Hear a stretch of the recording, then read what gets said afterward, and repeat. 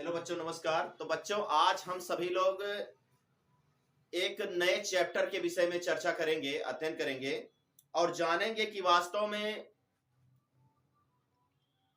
ये हमारा नया चैप्टर है प्रीपोजिशन। हालांकि प्रीपोजिशन जो होता है, प्रीपोजिशन बहुत ही महत्वपूर्ण चैप्टर है और इससे डेफिनेशन तो महत्वपूर्ण ही है, लेकिन इसका प्रयोग अगर हाई स्कूल की बात करें, इंटरमीडिएट की बात करें या फिर किसी कंपटीशन की बात करें, इन सब में प्रीपोजिशन से 1 से 2 क्वेश्चन हमेशा आता रहता है इंग्लिश विषय के अंतर्गत। तो आज हम एक नया टॉपिक चूज करके लाए हैं, प्रीपोजिशन। तो प्रीपोजिशन के अंतर्गत सबसे पहले हम क्या करेंगे, प्रीपोजिशन का कॉन्सेप्ट समझेंगे। उसके बाद कुछ जो महत्वपूर्ण प्रीपोजिशन है उनका अध्ययन करेंगे। लेकिन अगर हम कॉन्सेप्ट समझ लिए तो हमारा, समझ लीजिए, आधा तैयार हो जाएगा। तो पहले हम कॉन्सेप्ट समझते हैं, इसका डेफिनेशन समझते हैं, इसका भाव समझते हैं, इसका अर्थ समझते हैं, फिर इसके प्रयोगों के बारे में जानेंगे। तो चलिए बच्चों, हम प्रीपोजिशन के विषय में पढ़ेंगे आज।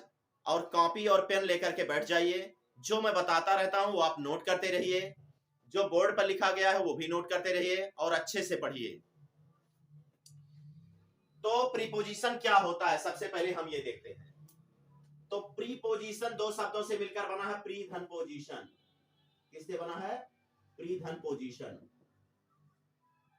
प्री मीन्स पहले और पोजीशन मीन्स स्थान ग्रहण करना। तो प्रीपोजिशन क्या होता है? प्रीपोजिशन को हिंदी में कहते हैं संबंध बोधक शब्द कहते हैं। क्या कहते हैं? संबंध बोधक शब्द। और इसे पूर्व सर्ग भी कहते हैं। क्या कहते हैं? पूर्व सर्ग। ध्यान रखिएगा, उपसर्ग हम नहीं कह रहे, पूर्व सर्ग कह रहे हैं। तो प्रीपोजिशन को हिंदी में क्या कहते हैं? प्रीपोजिशन 2 शब्दों से मिलकर बना है, प्री धन पोजीशन। और प्रीपोजिशन का शाब्दिक अर्थ होता है संबंध बोधक शब्द या पूर्व सर्ग। अब बेटा, हम समझते हैं कि वास्तव में पूर्व सर्ग या संबंध बोधक शब्द या प्रीपोजिशन होता क्या है। इसका हम डेफिनेशन भली भांति समझते हैं। तो हमने लिखा कि ये प्रीपोजिशन इज ए वर्ड, यानी प्रीपोजिशन संबंध बोधक शब्द एक ऐसा शब्द होता है। और ये group of words, group of words में शब्दों का समूह, यानी प्रीपोजिशन या तो एक शब्द होता है या शब्दों का समूह होता है, which is used before a noun or a pronoun, जिसका प्रयोग कहां किया जाता है? किसी नाउन या प्रोनाउन यानी संज्ञा अथवा सर्वनाम के पहले किया जाता है। टू शो, शो मीन्स प्रदर्शित करना, यानी शो मीन्स प्रदर्शित करने के लिए, दिखाने के लिए। इट्स रिलेशनशिप, इसका संबंध। किसका संबंध? संज्ञा या सर्वनाम का संबंध। किससे? With the other words of the sentences, यानी वाक्य में आए हुए दूसरे शब्दों के साथ। यानी प्रीपोजिशन क्या होता है? प्रीपोजिशन को हिंदी में कहते हैं संबंध बोधक शब्द और इसका दूसरा नाम होता है पूर्व सर्ग। क्या होता है? पूर्व सर्ग। प्रीपोजिशन 2 शब्दों से मिलकर बना है, प्री धन पोजीशन। अच्छा, अब प्रीपोजिशन होता क्या है, इसका डेफिनेशन हमने स्पष्ट लिखा है। ये प्रीपोजिशन इज ए वर्ड, यानी संबंध बोधक शब्द एक ऐसा शब्द होता है। और ये ग्रुप ऑफ वर्ड्स, यानी शब्दों का ऐसा समूह होता है, यानी या तो एक शब्द होता है या शब्दों का समूह होता है। यानी प्रीपोजिशन संबंध बोधक शब्द या तो एक शब्द होता है या शब्दों का समूह होता है, which means जो is used before a noun और ये प्रोनाउन, जो किसी संज्ञा या सर्वनाम के पहले प्रयोग किया जाता है। टू शो, शो मीन्स दिखाने के लिए, प्रदर्शित करने के लिए। एक्स रिलेशनशिप, यानी उस संज्ञा या सर्वनाम का संबंध जिसके पहले प्रीपोजिशन प्रयोग किया जाता है। With the other words of the sentences, यानी दूसरे शब्दों के साथ। यानी एक ऐसा शब्द या शब्द समूह जो किसी संज्ञा या सर्वनाम के पहले प्रयोग किया जाए तथा जो संज्ञा एवं सर्वनाम और वाक्य में आए हुए शब्दों के बीच संबंधों को बताए, उसे क्या कहते हैं? संबंध बोधक शब्द। हमने स्पष्ट लिखा है, यानी ऐसा शब्द जो किसी संज्ञा या सर्वनाम के पहले प्रयोग किया जाए, या ऐसा शब्द समूह या ऐसा शब्द या शब्द समूह जो किसी संज्ञा या सर्वनाम के पहले प्रयोग किया जाए तथा जो संज्ञा या सर्वनाम और वाक्य में आए हुए अन्य शब्दों के बीच संबंध को बताए, उसे हम क्या कहते हैं? प्रीपोजिशन। फिर से समझिए, संबंध बोधक शब्द एक ऐसा शब्द होता है जो किसी संज्ञा या सर्वनाम के पहले प्रयोग किया जाता है तथा जो संज्ञा या सर्वनाम और वाक्य में आए हुए अन्य शब्दों के बीच संबंध को क्या करता है? बताता है, यानी शो करता है। हमने फिर बता रहा हूं, संबंध बोधक शब्द एक ऐसा शब्द होता है, यहां एक और लिखना चाहिए था, शब्द समूह होता है। एक ऐसा शब्द या शब्द समूह होता है जो किसी संज्ञा या सर्वनाम के पहले प्रयोग किया जाता है तथा संज्ञा या सर्वनाम का संबंध वाक्य के अन्य शब्दों के बीच प्रकट करता है। याद रखिएगा, यहाँ एक शब्द और लिख सकते हैं, संबंध बोधक शब्द एक ऐसा शब्द होता है, एक ऐसा शब्द या शब्द समूह होता है, यहाँ लिख दे रहे हैं, या शब्द समूह होता है, शब्द समूह होता है यहाँ,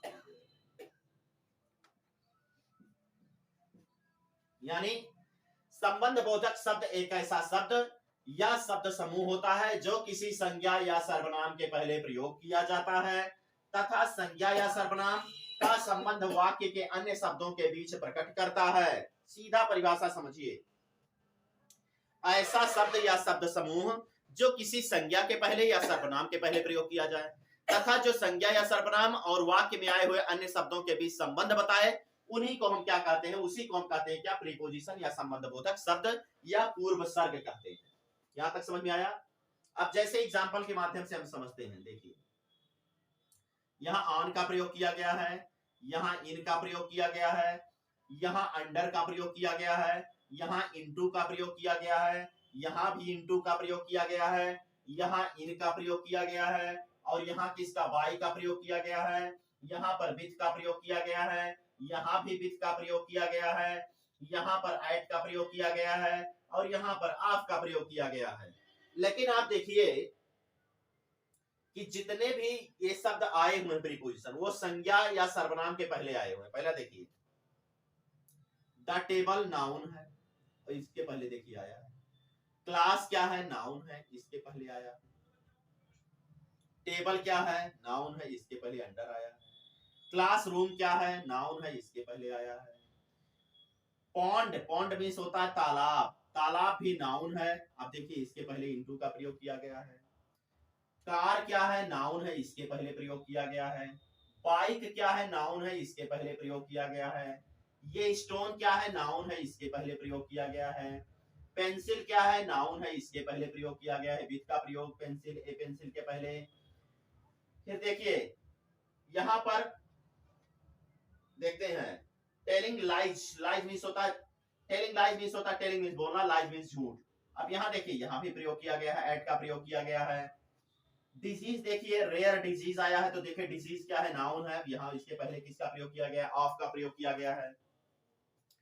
तो बेटा जहां पर भी ये प्रयोग किया गया है, ये संज्ञा या सर्वनाम के पहले प्रयोग किया जाता है। किसके पहले? या तो किसी संज्ञा के पहले या तो किसी सर्वनाम के पहले प्रीपोजिशन का प्रयोग किया जाता है, और यह उस संज्ञा या सर्वनाम जिसके पहले प्रयोग किया जाए तथा वाक्य में आए हुए अन्य शब्दों के बीच संबंध को बताता है। स्पष्ट बात समझिए, जैसे पहला दिया है, the duster is on the table, यानी डस्टर कहां पर रखा गया है। अब इस डस्टर का संबंध और इस टेबल का संबंध बता रहा है कहां, ये बता रहा है, ऑन शब्द बता रहा है, यानी डस्टर किस पर रखा गया है, टेबल पर। अब देखिए दो शब्दों के बीच यानी अन्य शब्दों के बीच संबंध बता रहा है। देखिए दूसरा, देखिए कह रहा he is in his class, वह अपनी कक्षा में है, यानी यह कक्षा का नाउन है और इसका संबंध बता रहा है इन सब के बीच, कौन, इन। तीसरा देखते हैं, the box is lying under the table, अब इस टेबल का संबंध बता रहा है वाक्य के अन्य शब्दों के बीच, वो भी कौन सा शब्द है, अंडर। अंडर मींस नीचे, यानी जो बॉक्स है वो कहां पड़ा हुआ है, टेबल यानी मेज के नीचे। फिर तीसरा देखते हैं, he came into the classroom, वह आया, कहां आया, कक्षा में आया। तो क्या हुआ, यहां देखिए क्लासरूम क्या है, नाउन है, और इसके पहले इनटू का प्रयोग किया गया है। अब देखिए इस क्लासरूम का संबंध बता रहा है किससे, ही से और केम से। फिर आगे देखिए, पॉन्ड क्या है, तालाब, तालाब क्या है, नाउन, इसके पहले क्या प्रयोग किया गया, इनटू, और इस तालाब का संबंध बता रहा है किससे, इनसे, यानी इस मेढक से और कूदने से, यानी इस नाउन से और ये क्रिया से संबंध बता रहा है। किसका संबंध, पॉन्ड से, इस तालाब का संबंध इनसे बता रहा है, मेढक से और उसके कूदने की क्रिया से। वो कौन बता रहा है, इनटू। फिर देखिए आगे, यहाँ कार के, ये कार के पहले प्रयोग किया गया है, इनका प्रयोग। अब इसका संबंध बता रहा है इससे, ही केम से, वह आया, और वो बता कौन रहा है, इन बता रहा है। फिर आगे देखिए, इस बाइक का संबंध बता रहा है किससे? यू से, कैन से, गो से और देयर से। ये बता कौन रहा है? बाई। फिर देखिए, सी ब्रोक द विंडो, उसने किसको तोड़ा? विंडो में, इस खिड़की को तोड़ा। किससे? विथ ए स्टोन, यानी इस स्टोन का संबंध बता रहा है इस खिड़की से और तोड़ने के, और कौन तोड़ रहा है उससे बता रहा है, वो भी कौन? विथ शब्द बता रहा है। फिर कह रहा ही रोट एवरीथिंग, उसने सारी चीजें लिखी, बहुत चीजें लिखी, सारी चीजें लिखी। किससे? विथ ये पेंसिल, यानी इस पेंसिल का संबंध बता रहा है किससे? इन सारे शब्दों से, वो भी कौन? विथ शब्द। फिर देखिए आगे, यू आर एन एक्सपर्ट, यानी तुम एक विशेषज्ञ हो, एक्सपर्ट हो। क्या हो? एक्सपर्ट हो। किसमें? टेलिंग लाइज, यानी झूठ बोलने में, यानी इनका संबंध किससे बता रहा है? इन सारे शब्दों से, वो भी कौन? एट शब्द बता रहा है। फिर आगे देखते हैं, ही डाइड, वह मर गया। किससे? रेयर डिजीज, किसी दुर्लभ रोग से मर गया। तो इसका मतलब इस रोग का संबंध, इनसे संबंध और इन सारे शब्दों से संबंध बता रहा है कौन? ऑफ। कौन बता रहा है? ऑफ।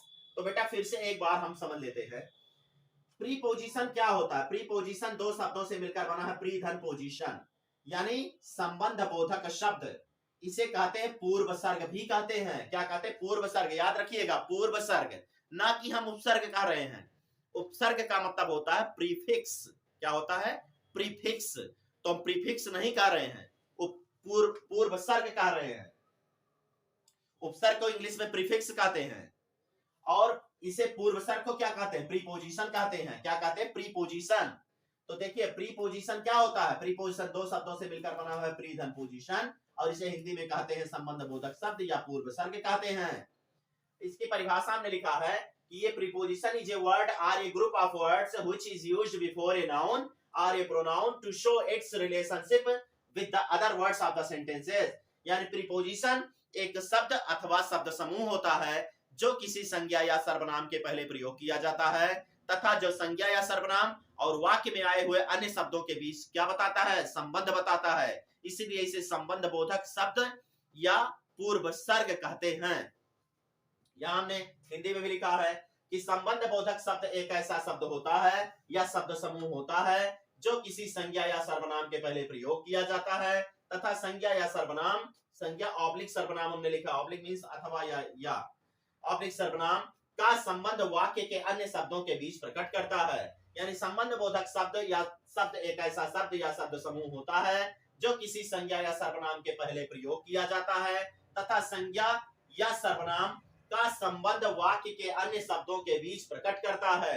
जैसे आपने लिखा, the duster is on the table, यानी डस्टर कहां पड़ा है? टेबल पर पड़ा है। He is in his class, वह कहां है? अपनी कक्षा में है। The box is lying under the table, यानी जो बॉक्स है, संदूक है, वो कहां पड़ा हुआ है? टेबल पर, यानी मेज पर। बात आ रहा है समझ में? फिर आगे देखते हैं, he came into the classroom, वह आया कहां? क्लासरूम में। फिर क्या है? he came into the classroom, वह कहां आया? कक्षा में आया। the frog jumped into the pond, यानी मेढक कूद गया कहां? पॉन्ड, पॉन्ड में, इस तालाब में। he came in a car, वह आया किससे आया? कार से। कार में नहीं आया, कार से आया, लेकिन इन का प्रयोग होगा। फिर देखिए, you can go there by bike, तुम जा सकते हो, वहां जा सकते हो किससे? बाय बाइक, यानी बाय बाइक मींस बाइक के द्वारा जा सकते हो। शी ब्रोक द विंडो, उसने क्या किया? खिड़की को तोड़ दिया। ब्रेक, ब्रोक, ब्रोकन, उसने खिड़की को तोड़ दिया। With a stone, stone means एक पत्थर से। ही रोट एवरीथिंग, उसने सारी चीजें लिखी। विथ ए पेंसिल, किससे लिखा? पेंसिल से लिखा, एक पेंसिल से। यू आर एन एक्सपर्ट, तुम एक विशेषज्ञ हो एट टेलिंग लाइज, यानी बहुत माहिर हो किसमें? टेलिंग लाइज मींस झूठ बोलने में। He died of rare disease, वह मर गया किससे? किसी दुर्लभ रोग से। दुर्लभ रोग क्या कह सकते हैं? जो कभी कम सुनाई पड़ता हो, मतलब कोई ऐसा विचित्र रोग से मर गया एक प्रकार से। तो ये आपका प्रीपोजिशन का डेफिनेशन था। अब एक एक करके हम क्या करेंगे, इसके यूज के विषय में समझेंगे कि इसके प्रयोग, कुछ महत्वपूर्ण प्रीपोजिशन का हम क्या करेंगे, अध्ययन करेंगे, और आप इसको नोट कर लीजिए।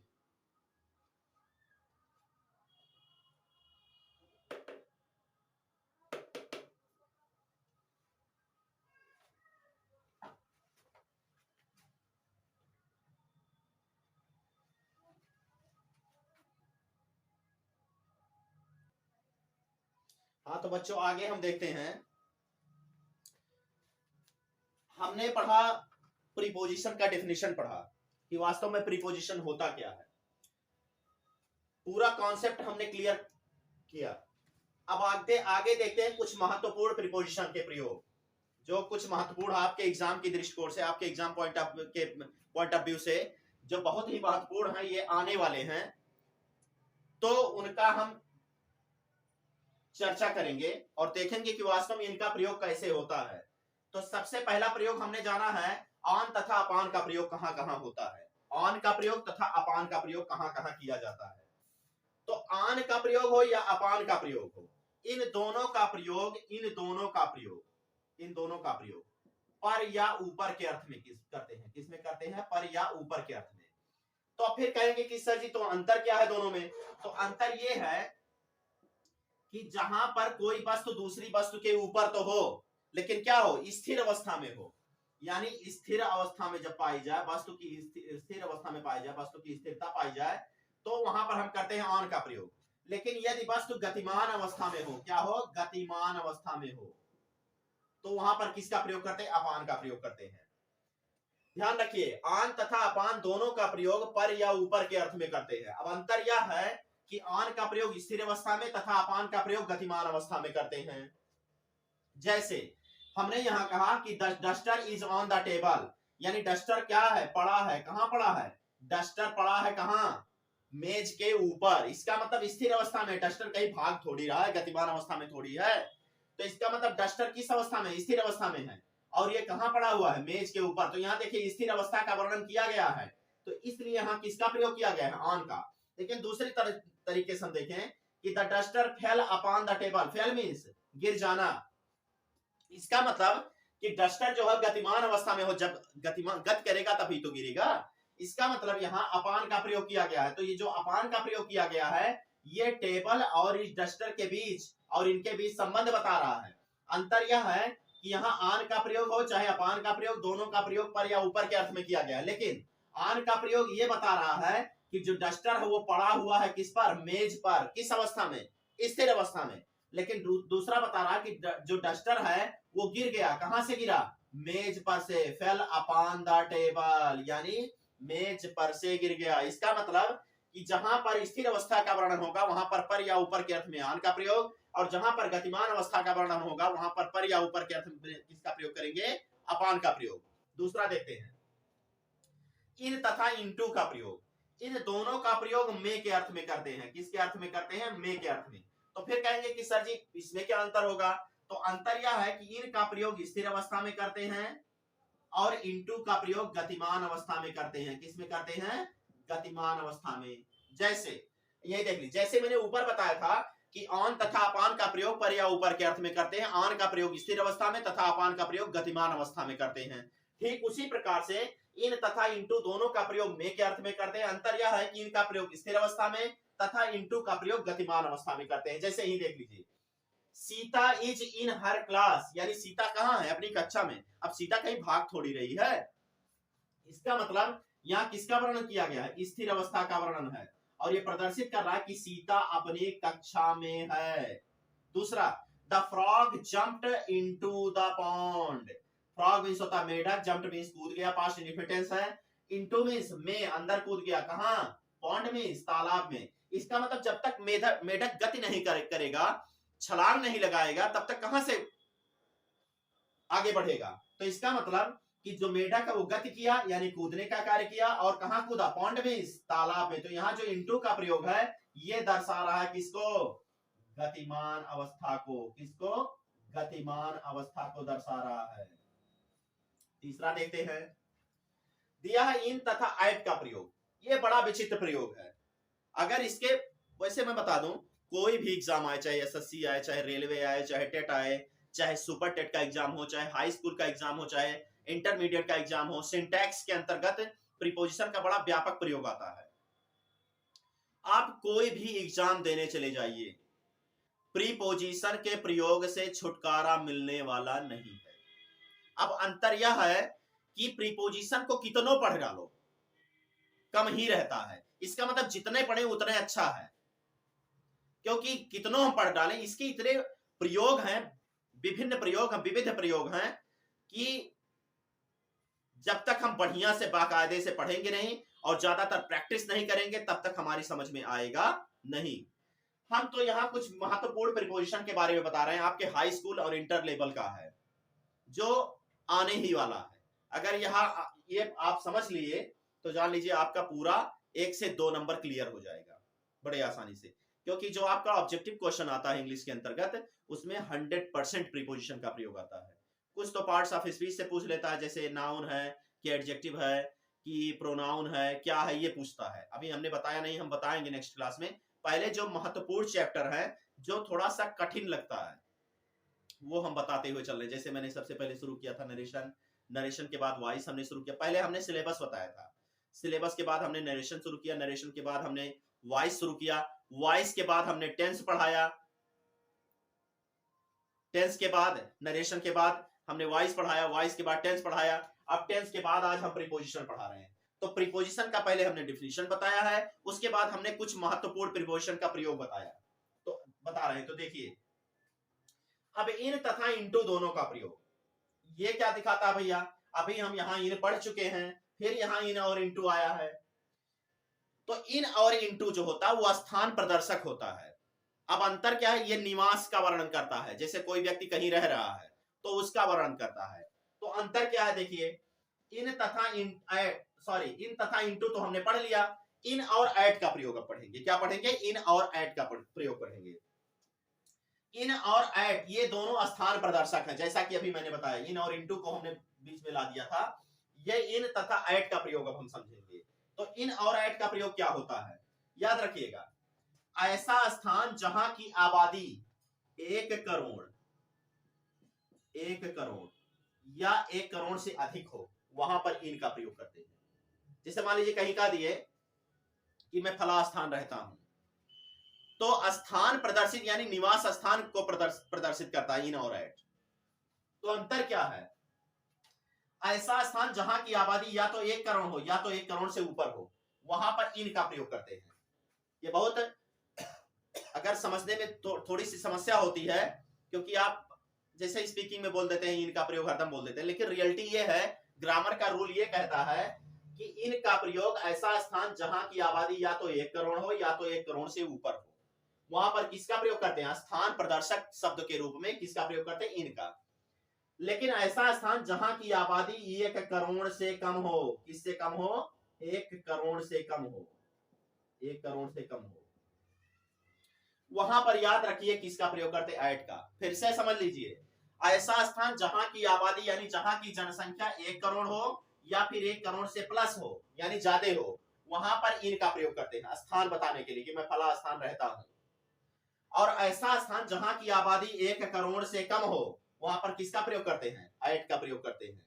फिर समझ लीजिए, ऐसा स्थान जहां की आबादी 1 करोड़ या 1 करोड़ से ज्यादा हो, वहां इनका प्रयोग। और ऐसा स्थान जहां की आबादी या जनसंख्या 1 करोड़ से कम हो, वहां पर किसका प्रयोग करते हैं, ऐड का। जैसे ही देखते हैं, ही लिव्स इन यूपी, अब प्रेजेंट इंडेफिनिट टेंस का अफर्मेटिव सेंटेंस है। अब यहां देखिए इनका प्रयोग किया गया। दूसरे में हमने लिखा है कि ही लिव्स एट आगरा, वह रहता है कहां, आगरा में। अब दोनों में अंतर समझिए, उत्तर प्रदेश की आबादी क्या 1 करोड़ नहीं होगी, 2011 की जनगणना अगर देख लिया जाए तो 17 करोड़ 16 करोड़ 61 लाख या ऐसे कुछ रहा होगा।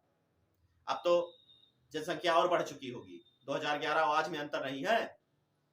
तो देखिए इसका मतलब उत्तर प्रदेश की जो आबादी है वो कितना है, 1 करोड़ से ऊपर है, प्लस है। तो यहाँ पर किसका प्रयोग किया गया है, इनका। अब ये प्रदर्शित कर रहा है कि वह रहता है, कहां रहता है, उत्तर प्रदेश में। कहां रहता है, उत्तर प्रदेश में। दूसरा, ही लिव्स एट आगरा। अब आगरा तो एक प्रकार का जिला है, डिस्ट्रिक्ट है। क्या आगरा की आबादी 1 करोड़ होगी, 1 करोड़ तो होगी नहीं। तो इसीलिए यहाँ किसका प्रयोग किया गया, एट का। ही लिव्स एट आगरा, वह कहां रहता है, आगरा में रहता है। ये समझ में आया बात, फिर से समझ लीजिए, इनका प्रयोग या एट का प्रयोग स्थान प्रदर्शक के रूप में किया जाता है, यानी निवास को बताता है, निवास स्थान को बताता है। अंतर यह है कि इनका प्रयोग ऐसा स्थान जहां की आबादी या जनसंख्या 1 करोड़ या 1 करोड़ से ज्यादा हो, वहां इनका प्रयोग करते हैं। और ऐसा स्थान जहां की आबादी या जनसंख्या 1 करोड़ से कम हो वहां पर किसका प्रयोग करते हैं, एट का। जैसे ही लिव्स इन यूपी, वह कहां रहता है, उत्तर प्रदेश में। उत्तर प्रदेश की आबादी 1 करोड़ से ज्यादा है, इसलिए यहाँ किसका प्रयोग किया गया, इन का। और यहाँ फिर दिया है कि ही लिव्स एट आगरा, वह कहां रहता है, आगरा में। यानी आगरा की आबादी क्या 1 करोड़ है, 1 करोड़ नहीं है बल्कि 1 करोड़ से कम है। तो यहाँ पर 1 करोड़ से कम था आबादी या जनसंख्या, इसलिए यहाँ एट का प्रयोग। और उत्तर प्रदेश की आबादी 1 करोड़ या 1 करोड़ से ऊपर है, इसलिए यहाँ किसका प्रयोग किया गया है, इन का प्रयोग किया गया। उत्तर प्रदेश की आबादी तो 21-22 करोड़ हो गई होगी, 23 करोड़ के लगभग 24 करोड़, जो भी हो जनसंख्या जो अभी हो रहा है, जनगणना हो रही है। तो अब रिजल्ट जब आएगा तो पता चल जाएगा कि कितनी आबादी हो चुकी है, कितनी जनसंख्या हो चुकी है। तीसरा देखते हैं सिंस तथा फार का प्रयोग। इन दोनों का प्रयोग परफेक्ट कॉन्टिन्यूअस टेंस में करते हैं, किसमें, परफेक्ट कॉन्टिन्यूअस टेंस में। अब कौन सा परफेक्ट कॉन्टिन्यूअस टेंस, अब वो चाहे प्रेजेंट परफेक्ट कॉन्टिन्यूअस टेंस हो, चाहे पास्ट परफेक्ट कॉन्टिन्यूअस टेंस हो, और चाहे फ्यूचर परफेक्ट कॉन्टिन्यूअस टेंस। अंतर क्या है कि परफेक्ट कॉन्टिन्यूअस टेंस में तो करते हैं, चाहे वो प्रेजेंट परफेक्ट कॉन्टिन्यूअस टेंस हो, चाहे पास्ट परफेक्ट कॉन्टिन्यूअस टेंस हो, और चाहे फ्यूचर परफेक्ट कॉन्टिन्यूअस टेंस हो, इन तीनों में करते हैं। अंतर क्या है कि सिंस का प्रयोग निश्चित समय को प्रदर्शित करने के लिए किया जाता है, किसको, निश्चित समय को प्रदर्शित करने के लिए। और फार का प्रयोग अनिश्चित समय को प्रदर्शित करने के लिए किया जाता है, किसका प्रयोग, फार का प्रयोग अनिश्चित समय को प्रदर्शित करने के लिए किया जाता है। फिर से देखिए, सिंस तथा फार इन दोनों का प्रयोग परफेक्ट कॉन्टिन्यूअस टेंस में किया जाता है, चाहे वो प्रेजेंट परफेक्ट कॉन्टिन्यूअस टेंस हो, चाहे पास्ट परफेक्ट कॉन्टिन्यूअस टेंस हो, चाहे फ्यूचर परफेक्ट कॉन्टिन्यूअस टेंस हो, इन दोनों में, इन तीनों में किया जाता है। अंतर यह है कि सिंस का प्रयोग निश्चित समय के लिए किया जाता है और फार का प्रयोग किसके लिए किया जाता है, अनिश्चित समय के लिए। क्योंकि जो परफेक्ट कॉन्टिन्यूअस टेंस होता है वो पूरा कॉन्टिन्यूअस टेंस की पहचान पाई जाती है। अंतर यह होता है कि कॉन्टिन्यूअस टेंस में समय नहीं दिया रहता और परफेक्ट कॉन्टिन्यूअस टेंस में समय दिया रहता है। तो समय को प्रदर्शित करने के लिए परफेक्ट कॉन्टिन्यूअस टेंस में निश्चित समय को प्रदर्शित करने के लिए सिंस का प्रयोग, और अनिश्चित समय को प्रदर्शित करने के लिए किसका प्रयोग करते हैं, फार का प्रयोग। जैसे he has been suffering from fever since Monday, वह बुखार से ग्रसित है, बुखार से पीड़ित है, कब से, सिंस मंडे, यानी समय देखिए निश्चित है, मंडे में सोमवार से वह बुखार से ग्रसित है, परेशान है। दूसरा, he has been reading the Ramayan, वह रामायण पढ़ रहा है, कब से, for 3 days, अब ये तो नहीं बता रहा है। 3 days मीन्स 3 दिनों से, कितने दिनों से, सॉरी 3 days नहीं है, 3 hours लिया है, क्या दिया है, 3 hours, for 3 hours, यानी 3 घंटे से। अब ये नहीं बता रहा है कि 1 बजे से पढ़ रहा है, कि 2 बजे से पढ़ रहा है, कि 3 बजे से पढ़ रहा है। मतलब यहाँ पर समय निश्चित नहीं है, इसलिए यहाँ फार का प्रयोग किया गया है, और यहाँ पर समय निश्चित है, इसलिए किसका प्रयोग किया गया, सिंस का। यहाँ मंडे दिया था, सोमवार, तो यहाँ सिंस का प्रयोग, और यहाँ दिया 3 hours, 3 hours मीन्स 3 घंटे, 3 घंटे। अब ये नहीं बता रहा है 1 बजे से पढ़ रहा है, सुबह 1 बजे से पढ़ रहा है, कि शाम को 1 बजे से, दोपहर को 1 बजे से पढ़ रहा है, ये नहीं बताया जा रहा है। सुबह 7 बजे से पढ़ रहा है कि 10 बजे से पढ़ रहा है, ये भी नहीं बता रहा है। तो इसका मतलब समय क्या है, अनिश्चित। तो अनिश्चित समय के लिए परफेक्ट कंटीन्यूअस टेंस में फार का प्रयोग, और निश्चित समय के लिए परफेक्ट कंटीन्यूअस टेंस में सिंस का प्रयोग। एक और देख लेते हैं, बिटवीन तथा एमंग का प्रयोग। इन दोनों का प्रयोग बीच में के अर्थ में करते हैं, किसके अर्थ में करते हैं, बीच में के अर्थ में, बिटवीन तथा एमंग दोनों का प्रयोग। तो अंतर क्या है, जब दो वस्तुओं की बात की जाएगी, दो व्यक्ति या वस्तु की बात की जाएगी, वहां पर किसका प्रयोग करेंगे, बिटवीन का। और जब 2 से अधिक व्यक्तियों या वस्तुओं की बात की जाएगी, किससे, 2 से अधिक की बात की जाएगी, तो वहां पर किसका प्रयोग करेंगे, एमंग का। जब 2 व्यक्तियों या वस्तुओं की बात की जाएगी तो बिटवीन का प्रयोग, और जब एमंग का प्रयोग कब करेंगे, जो 2 से अधिक व्यक्तियों या वस्तुओं के लिए करेंगे। बीच में के अर्थ में करते हैं, याद रखिएगा, हमने सबका बताया किस किस अर्थ में करते हैं। आन तथा अपान का प्रयोग पर या ऊपर के अर्थ में, इन तथा इनटू का प्रयोग में के अर्थ में, इन तथा एट का प्रयोग आबादी को प्रदर्शित, स्थान को प्रदर्शित करने के लिए, निवास स्थान को प्रदर्शित करने के लिए करते हैं। और सिंस तथा फार का प्रयोग हम निश्चित तथा अनिश्चित समय को प्रदर्शित करने के लिए करते हैं। और बिटवीन तथा एमंग का प्रयोग बीच में के अर्थ में करते हैं। अंतर यह है कि बिटवीन का प्रयोग 2 व्यक्ति या वस्तुओं के बीच के लिए करते हैं, बीच में के अर्थ में, और एमंग का प्रयोग 2 से अधिक व्यक्तियों या वस्तुओं के लिए करते हैं, किसमें, बीच में के अर्थ में। जैसे ही देख लीजिए, he distributed the prize, उसने पुरस्कार वितरित किया, कहां किया, बिटवीन सोहन एंड मोहन, किसके किसके बीच, सोहन और मोहन के बीच में। यानी उसने पुरस्कृत किया, यानी पुरस्कार वितरित किया किसके किसके बीच, सोहन और मोहन। यहाँ दो व्यक्ति हैं, सोहन है और मोहन, इसलिए यहाँ किसका प्रयोग किया गया, बिटवीन का प्रयोग। दूसरा देखते हैं, he distributed the prize among the children। अब चिल्ड्रन बहुवचन है, क्या है, बहुवचन, तो क्या हो जाएगा, यहां निश्चित नहीं है, दो व्यक्ति बस तो निश्चित नहीं है, बल्कि क्या है, अनिश्चित है, कोई भी हो सकता है। चिल्ड्रन में दो से ज्यादा भी हो सकते हैं, 4 हो सकते हैं, 5 हो सकते हैं। इसका मतलब यहाँ क्या है, जब दो व्यक्तियों वस्तुओं को प्रदर्शित करना रहेगा तो बीच में के अर्थ में बिटवीन का प्रयोग, और जब 2 से अधिक की बात की जाएगी तो वहां पर किसका प्रयोग करेंगे, अमॉन्ग का प्रयोग। तो ये हम आज सारी बात पढ़े, और कहीं अगर मान लीजिए समझ में नहीं आता है तो आपको कमेंट बॉक्स में बताते रहिएगा। वीडियो जो मैंने आज जो पढ़ाया आज इस क्लास को, आप वीडियो को लाइक कीजिए, शेयर कीजिए और चैनल को सब्सक्राइब कीजिए, और जो भी चीजें समझ में नहीं आती हैं वो कमेंट बॉक्स में बताते रहिएगा। धन्यवाद।